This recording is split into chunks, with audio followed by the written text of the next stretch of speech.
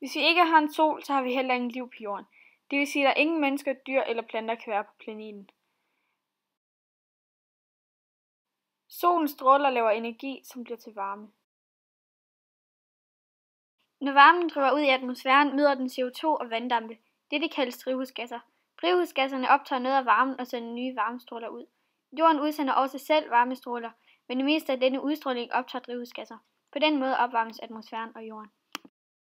De gamle varmestråler forsvinder ud i rummet. Dette kaldes drivhuseffekten. På grund af drivhuseffekten har vi et behageligt klima på jorden. Hvis vi ikke havde CO2-gasser i atmosfæren, vil alt varme forsvinde ud i rummet og forvandle jorden til en iskugle.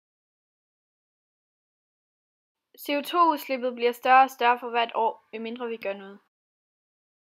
Nogle drivhuseffekt vil gennemsnitstemperaturen ved overfladen være 33 grader koldere.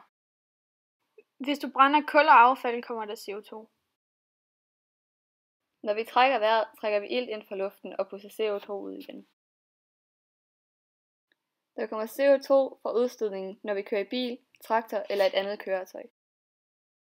Hvis vi vil formindske CO2-forbruget, vil det være en god idé at sortere sit affald. Du kan sortere dit affald i metal, plastik og organisk affald. Du kan vælge rigtig mange kategorier at sortere dit skrald i. Selv hvis du vælger kun at sortere dit skrald i 2 skraldespande, gør det stadig en forskel.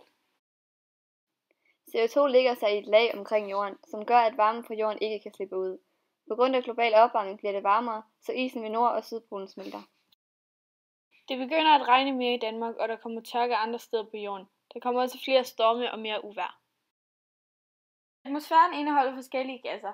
De vigtigste drivhusgasser er vanddamp, carbondioxid, metan, lattergas, CFC-gasser.